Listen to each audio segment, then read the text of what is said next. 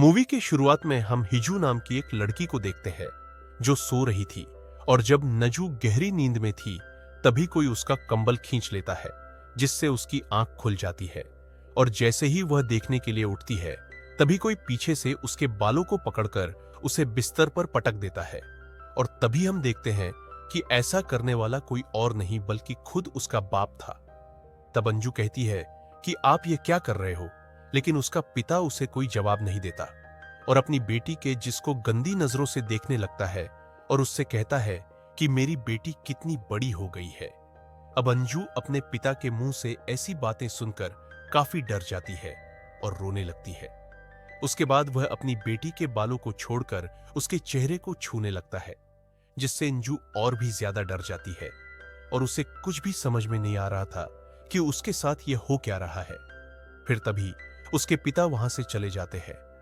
उसके बाद अगले दिन नजू की मां खाना बना रही होती है।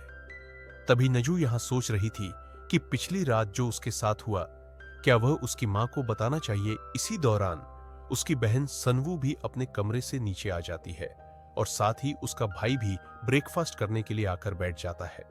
तभी उसके पिता भी ब्रेकफास्ट के लिए यहां पर आ जाते हैं और ऐसा बिहेव करते हैं कि जैसे पिछली रात उन्होंने कुछ किया ही ना हो, जिसे देखकर नंजू सोचती है कि कल रात तो ये मुझे बुरी नजरों से देख रहे थे और आज ये इतने अनजान क्यों बन रहे हैं। इसीलिए नंजू उठकर वहां से चली जाती है। तभी यहां पर उसकी मां आकर खाना टेबल पर जोर से पटकती है। यह किसी को भी समझ में नहीं आ रहा था कि यहां क्या हो रहा है। फिर यहां उनकी मां अजीब तरह से खाना खाने लगती है जैसे कि वह कई दिनों से भूखा हो। तब उनकी ऐसी हरकतें देखकर उनके बच्चे डरने लगते हैं और उसका बेटा भी खाने को उगल देता है और कहता है कि खाने में बहुत नमक है। पर तभी उनकी मां उसी खाने को उठाकर पागलों की तरह खाने लगती है।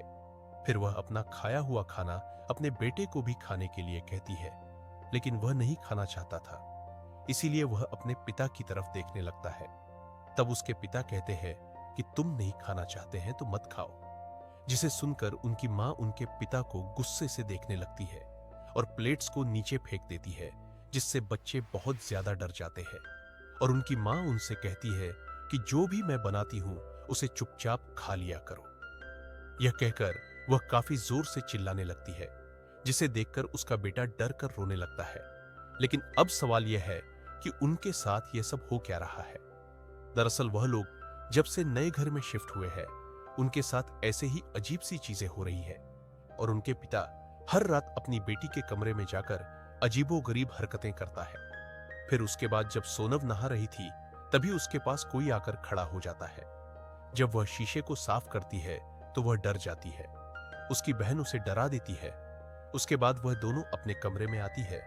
तब अंजू अपनी बहन को अपने पिता के बारे में बताती है कि कैसे हर रात वह उसके कमरे में आकर अजीबोगरीब हरकतें करते हैं, जिसे सुनकर सोनव काफी हैरान हो जाती है कि उसके पिता ऐसा कैसे कर सकते हैं।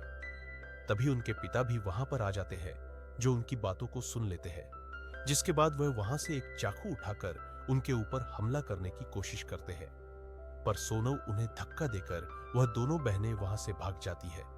लेकिन तभी अचानक फिर से उनके पिता उनके सामने आ जाते हैं और वह सोनव के बालों को पकड़कर वहां से नीचे फेंक देते हैं। तब वह सीढ़ में गिरकर वहीं बेहोश हो जाती है।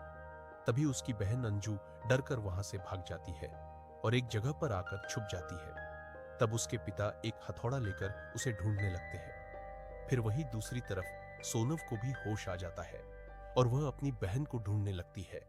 लेकिन जब वह पीछे मुड़कर देखती है तो उसके पिता एक हथौड़ा लेकर उसके सामने खड़े होते हैं और वह उस पर हथौड़े से हमला करने ही वाले होते हैं कि तभी नजू जोर से चिल्लाती है, जिससे उसके पिता रुक जाते हैं। तभी अंजू एक बैट से अपने पिता को जोर से मारती है, लेकिन उसके पिता को कुछ भी नहीं होता और गुस्से में वह उसके ऊपर भी हथौड़े से हमला करने लगते हैं। और तभी नीचे से उनके असली पिता ऊपर आने लगते हैं, जिसे देखकर उनका बहरूपिया हथौड़ा फेंककर दूसरे कमरे में चला जाता है। फिर उनके पिता ऊपर आकर अपनी बेटियों को देखते हैं, जो उनसे डरकर पीछे हट रही थी। तभी उनके पिता दरवाजे पर हुआ एक बड़ा सा छेद को देखते हैं और उनसे पूछते हैं कि क्या तुम दोनों यहाँ पर लड़ाई कर रही थी। लेकिन वो दोनों कोई भी जवाब नहीं देते और तभी उनका भाई यहाँ पर आता है तब वह दोनों बहनें उसे यहां से भागने को कहती है। फिर तभी पीछे से उनकी मां वह हथौड़ा उठाती है और उनके पिता के पास जाकर उन पर हमला करने लगती है। तभी उनके पिता उसे रोकने की कोशिश करते हैं, लेकिन वह उन्हें धक्का मारकर गिरा देती है, जिसके बाद वह काफी डरावनी स्माइल देने लगती है और टूटे हुए कांच पर पैर रखकर अपने रूम में चली जाती है। लेकिन तभी नीचे से उनकी मां आवाज देकर ऊपर आती है और उनसे पूछती है कि यह सब क्या हो रहा है, लेकिन सभी लोग उनसे डरने लगते हैं। तभी उनके पिता डरते हुए रूम का दरवाजा खोलते हैं, लेकिन रूम में कोई भी नहीं होता, पर उनके पिता फ्लोर पर पड़े हुए हथौड़े को देखते हैं, जिसके बाद उनकी मां अपने बच्चों से पूछती है कि क्या हुआ, लेकिन वह तीनों अपने मां से डर रहे थे। फिर अगली सुबह उनके पिता अपने भाई को घर बुलाते हैं, जो चर्च का एक फादर होता है, और अगले दिन वह उनके घर आता है। तब फादर उन्हें ऐसे ही अजीब घटनाओं के बारे में बताता है, लेकिन उसका बड़ा भाई इस सब पर विश्वास नहीं करता था।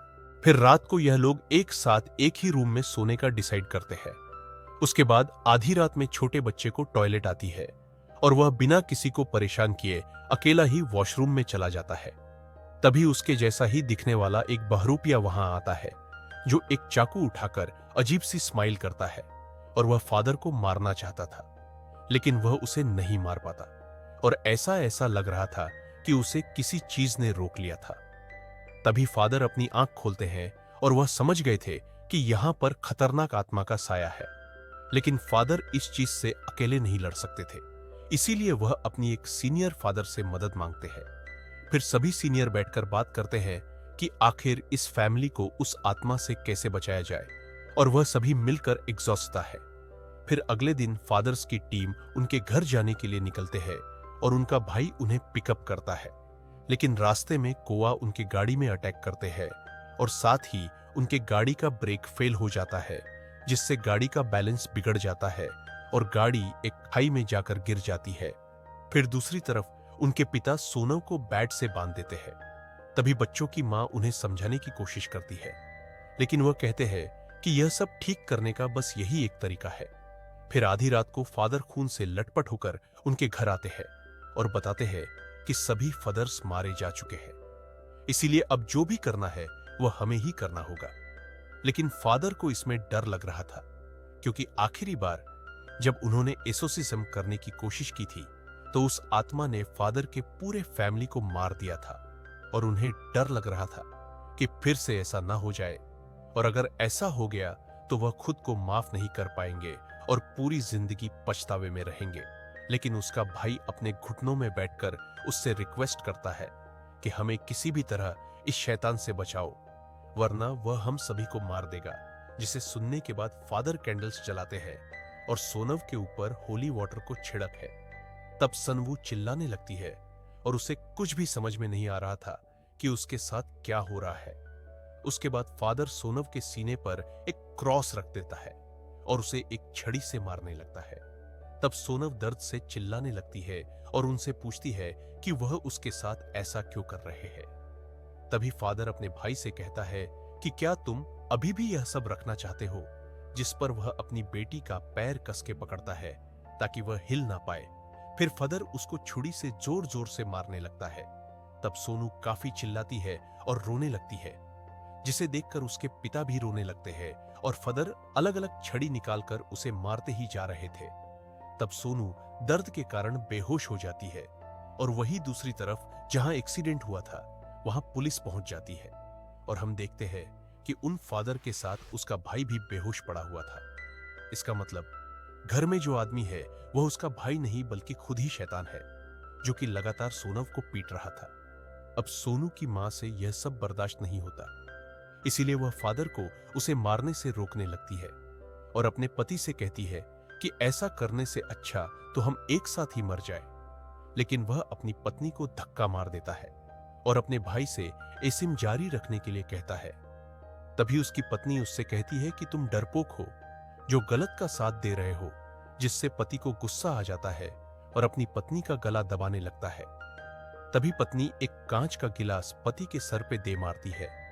तब वह भी अपनी पत्नी को दीवार पर पटक देता है, जिससे वह बेहोश हो जाती है। तभी वह अपने भाई की तरफ देखता है, जो अजीब तरह से हंस रहा था, इसीलिए वह शैतान पर भी हमला करता है लेकिन वह उसे मारकर नीचे गिरा देता है। और जैसे ही वह शैतान उसको मारने वाला होता है कि तभी असली फादर यहां पर पहुंच जाते हैं और कुछ मंत्र पढ़ने लगते हैं, जिससे वह आत्मा यहां से चली जाती है।